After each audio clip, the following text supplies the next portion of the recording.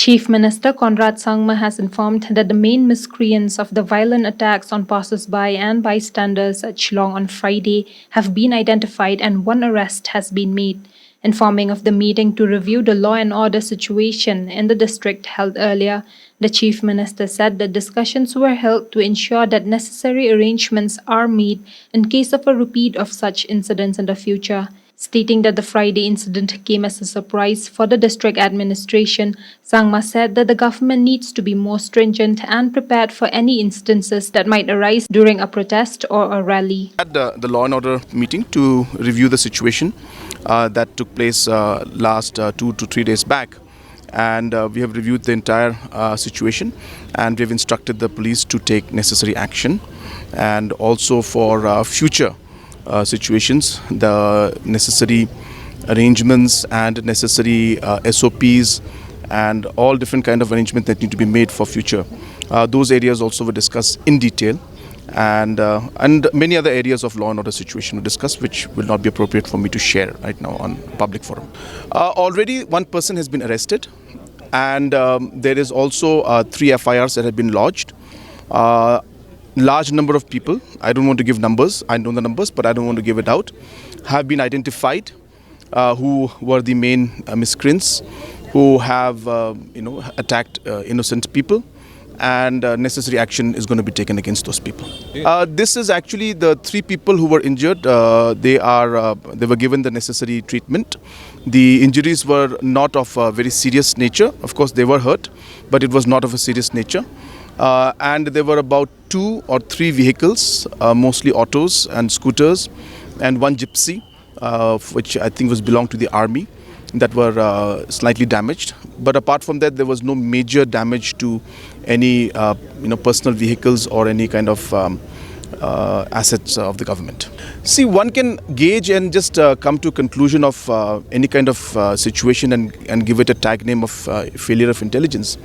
But in situations like these, especially when organizations are there who are asking for different kind of permissions to hold these programs, there is a sense that, of course, as they've mentioned, that they will follow the procedures and everything. Administration always believes that there is some sense of at least some trust in this entire process. And therefore, certain things come out completely as a surprise to everybody. And in this entire incident that happened, there were few selected people who were identified, and and therefore it could be clearly seen that out of the 1,500 plus people who were there were very, very few selected who resorted to this kind of a violent activity. And hence, this was something that was completely came as a surprise. And of course, you can always be, you can go to the conclusion and say that, well, you could have intelligence failure. These are all matters of assessment by any individual. But as I said, on a larger scale, when you have programs like these, when you give permissions, when you discuss with organizations, you expect some kind of a process to be followed in every way, and they should always be, taking certain level of responsibility. And incidents like these, as I said, we cannot cover every single aspect. But definitely, having said that, we have seen that these kind of situations are some things that will require the government to be more stringent in the future, and we will have to take much more steps to even look at all the most impossible situations. Also will have to be looked into the thing and need to be prepared for every kind of situation in the future. Meanwhile, on the issue of unemployment and the demand for an employment policy, the Chief Minister informed of the projects and programs implemented by the state government in various sectors for job creation. So we have, since the government has taken over, we have 2,000 new entrepreneurs who have been supported by the Meghalaya government. These are not just individuals, but these are people who are running businesses. So the Prime program has been one of our core programs that we've been doing. Apart from that, more than 20,000 plus different kind of producer groups have been formed in order to ensure that different support is given through agriculture support, and funds are given to them. We have formed a large number of cooperative societies so that different cooperative societies can get training, and they can go into food processing, packaging and marketing of their products outside. We have large number of self-help groups which were not formed before, were formed during our time. These are all steps towards job creation and livelihood creation. Now, if one has to look at only government jobs as jobs, then that is being very narrow in the approach. So therefore, from our point of view, until unless entrepreneurship and the overall rural economy, the service sector, the large number of today, for homestays, we had opened up about 1 month or 1.5 months back. We had opened up the applications for homestays, and you'd be happy to know that hundreds, almost 700 people have applied for it. And obviously, these are also job creations. So through this, not just them, the people who own it, but the people who work in it also will get jobs. You look at what's happening in Taj today. With the opening up of Taj, in direct employment, over 100 people have got employment. And out of these 100 people who got employment, almost all of them were working outside. And today they're back here in our own state at home working. And out of this 100, almost 80% are women. So therefore, all different kind of projects and programs are being done precisely to create jobs. And that's been one of the centers of the way the government works. And therefore, if one looks at only government jobs and says, well, what is happening there? Then as I said, it's a very narrow perspective of job creation. Government jobs are there. Of course, they need to be filled up, and process is on. As I said, even the fact that the temporary teachers that were there, who now, of course, some of them have made it an issue, who could not make it when the posts were regularized. You have to realize that these posts were temporary posts, and these posts were casual teachers. And today, against those 1,000 casual posts, 1,000 permanent teachers have been appointed. Similarly, the recruitment process for all other government sector programs, government sector departments are going on even as we speak. So therefore, the process is on. Things do take time. COVID has not been something that has helped us. So under all these things, all these areas are being addressed. So therefore, as I said, the concerns that have been raised by many people are, of course, concerns of the government also.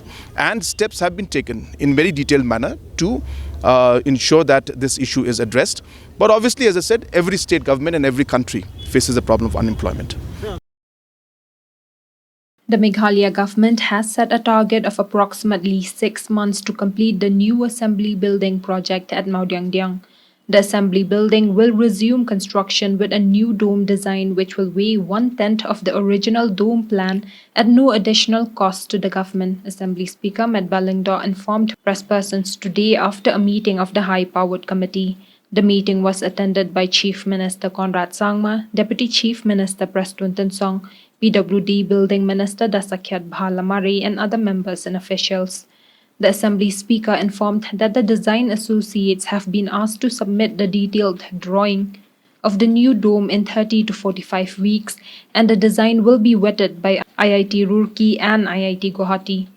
Today, we had called for the HPC meeting, where most of the members have attended. The HPC committee sat and discussed on the new design of the dome portion, where the design associate, the consultant, has given a presentation on 4 options, means 4 types of designs to the HPC members, and where we have come to a conclusion from the 4 designs, the option number 2 has been selected and agreed by the HPC.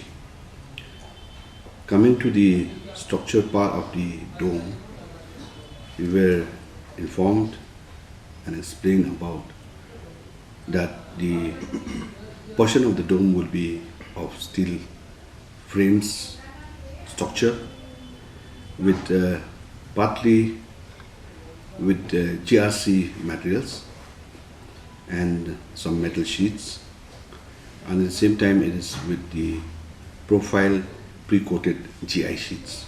That's what they call in the technical name of the materials which will be used for this new dome. After a long discussion, we had also inquired from the design associates about the weight which will be involved as far as this new dome design is concerned. The earlier dome which was constructed and erected was about 3,000 ton. But in this new dome structure, it will be 1/10 of that, which means it will be around approximately 250 to 300 tons of the weight. Now we had asked the design institute to give us the detailed drawings of this new dome, which he will submit the same in 1 month time, 30 days to 45 days time, which means 1 month to 1.5 month time, to be duly vetted by IIT Roorkee, like in the earlier case as well. The same will be submitted to the government, and we have also discussed that after getting the drawing from the design associates, duly vetted by IIT Roorkee, will again be sent to IIT Guwahati for the final vetting, in order to ensure that the drawings of the new dome is, so to say, perfect, and getting the technical vetted from this IIT Guwahati. Second part, we discuss about the PMC appointment. Since in the earlier part, the construction, as per the agreement, BMC is supposed to be appointed by the government, but PMC here, since there's no PMC appointed by the government, then the PWD department is looking after, as part of the PMC, for the entire construction of the new assembly building. On the action taken in regards to the findings of the report on the cause of the collapse of the dome submitted by IIT Guwahati that found that there was a lack of coordination between the contractor, consultant and PWD, the speaker informed that show cause notice had been issued to the contractor and consultant and they have submitted their replies. He added that the Secretary PWD department has also sought an explanation from the chief engineer. The action taken on the findings of the report submitted by the IIT Guwahati, where they have mentioned, as far as the conclusion part is concerned, that due to lack of coordination of the contractor, the consultant and the PMC. Again, I would like to mention here that PMC is PWD department. So no additional cost will be involved, as explained by the government, and which they have taken steps as far as the action taken for all these three. Contractor and consultant, they have already completed the asking for show cause, and they've also replied to the government. Again, discuss the matter where the government has briefed us, to all the members of the HPC, that they have seek explanation from the PWD department, where the secretary of PWD department has asked for explanation from the chief engineer, PWD building, and which the matter is under progress.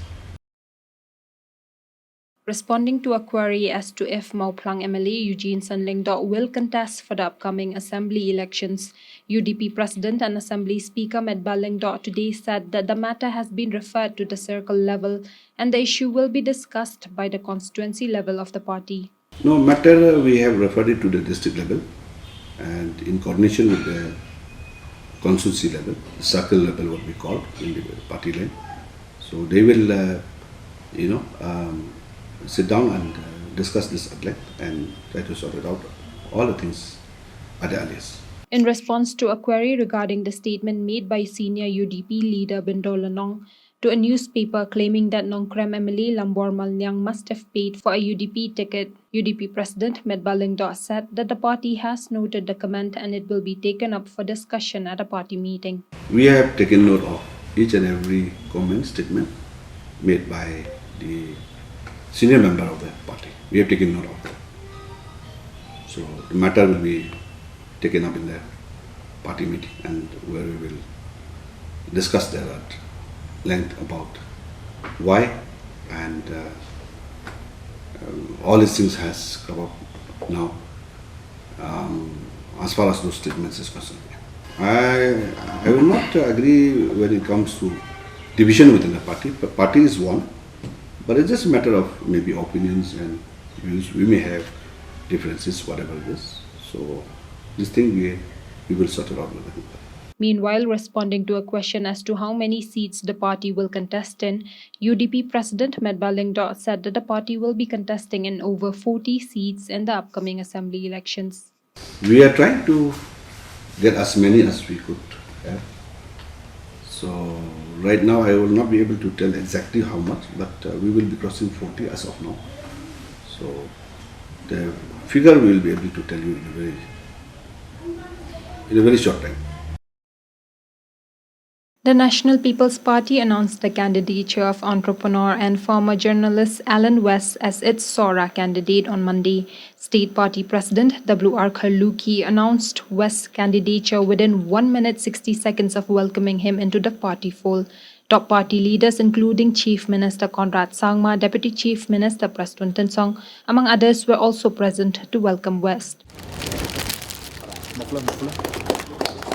Clap your hands. Happy.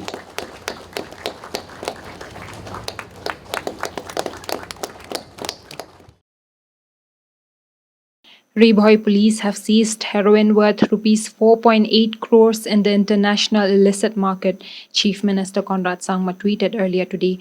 The tweet added that a notorious drug trafficker from Manipur has been arrested and 1 car, 1 mobile and cash amounting to Rs 5,000 has been recovered.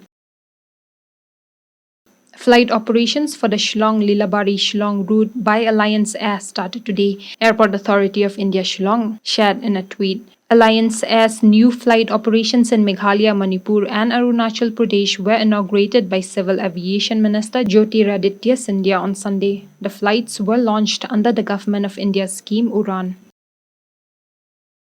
As a part of Rashtriya Ekta Divas celebration, the District Administration of Southwest Garo Hills in collaboration with District Sports Office organized the Run for Unity Marathon at Students' Field Ampati on Monday. The 5-kilometer marathon was flagged off by Additional Deputy Commissioner of Southwest Garo Hills, AVD Shira, in the presence of Additional Superintendent of Police TB Sangma. Completing the run in around 23 minutes, Widner A. Sangma from Tibrongre village finished first among the male runners. Among the females, Tulsi G. Momin of Bagmara village finished first by completing the run in around 31 minutes. National Unity Day 2022 was organized in Shillong with a series of programs to celebrate the birth anniversary of former Home Minister of India and the Iron Man, Sardar Vallabhbhai Patel. A Run for Unity was organized at the Northeastern Hill University. Around 200 youths, volunteers from Nehru Yuva Kendra Sangathan, NSS, local youth and employees of the Department of Post participated in the run. Medals and mementos were distributed to the winners.